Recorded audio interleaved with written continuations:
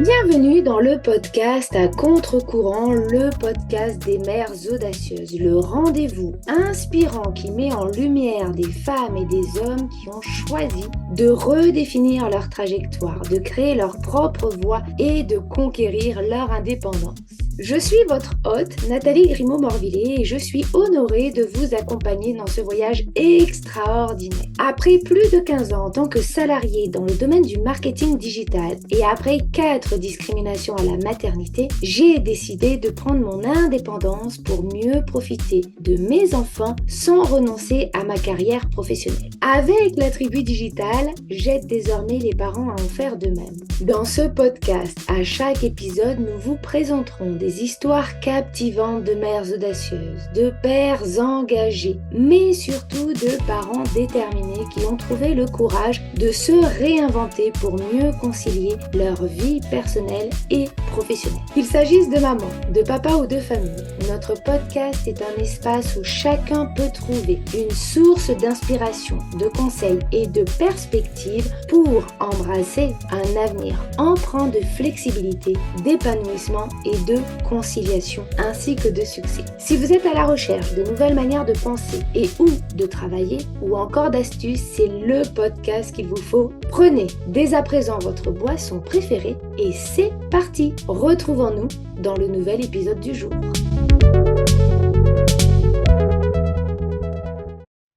Bienvenue dans ce nouvel épisode de podcast Mom Tips. Mom Tips, ce sont des petits épisodes plutôt rapides pendant lesquels je vous partage mes astuces, mes conseils, mes prises de conscience en tant que mompreneur pour vous permettre d'atteindre vos objectifs et surtout de déconstruire des croyances portées par la société, vos proches et parfois même par vous-même et qui vont impacter négativement notre quotidien. L'idée de ces épisodes est de vous permettre de passer à l'action avec des conseils qui parfois vont casser les codes de la société. Et aujourd'hui, nous allons parler du succès. Pas celui que la société ou nos proches nous imposent, non, mais votre propre définition du succès. Parce que oui, il n'existe pas une seule définition universelle du succès. Il est temps de vous poser les bonnes questions et de trouver ce qui vous fait vibrer, vous, profondément et uniquement vous. D'ailleurs, quand on pense au succès, on imagine souvent un poste prestigieux, un salaire mirobolant ou encore une vie qui coche toutes les cases des réseaux sociaux. Mais en réalité, qu'est-ce qui vous parle à vous vraiment ? Le succès et votre succès, c'est avant tout d'être aligné avec vos envies, vos besoins, vos valeurs. Pour certaines, ça va être passer du temps de qualité avec vos enfants. Pour d'autres, ça va être mener un projet passionnant ou vivre une vie tranquille, loin de toute pression extérieure. Maintenant, posez-vous cette question. Qu'est-ce qui vous rendrait vraiment heureuse? Et répondez-y honnêtement. D'ailleurs, je vous propose de prendre un instant pendant cet épisode ou juste après pour réfléchir et écrire vos réponses aux questions suivantes. Que signifie le succès pour moi? Est-ce un équilibre entre ma vie personnelle et ma vie professionnelle? Est-ce accomplir un rêve? Comment est-ce que je saurai que j'ai atteint une étape importante vers mon succès? Quels sont les signes qui me montrent que je progresse dans la bonne direction? Quel chemin j'hésite à emprunter? Est-ce qu'il y a une voie qui vous attire mais que vous n'osez pas prendre par peur du jugement ou encore de l'échec? Laissez-vous aller dans vos réponses sans jugement. Elles sont la clé pour comprendre ce que vous voulez vraiment. Une fois que vous aurez répondu à ces questions, visualisez votre succès, tout comme le font d'ailleurs les grands sportifs avant une compétition. Ils s'imaginent réussir et cela renforce leur confiance et leur performance. Alors, faites pareil pour votre vie. Prenez quelques minutes chaque jour pour vous imaginer vivre votre propre succès. À quoi ressemble votre quotidien? Quels sont vos sentiments? Qui êtes-vous dans cette vision idéale? Écrivez vos ressentis car cela permet aussi de donner vie à cette image et de la rendre plus tangible pour vous. Petit à petit, cette vision deviendra votre boussole. En complément, et si vous aimez faire des choses par vous-même, vous pouvez réaliser votre propre vision board avec des images découpées dans les magazines, des mots inspirants ou même des dessins.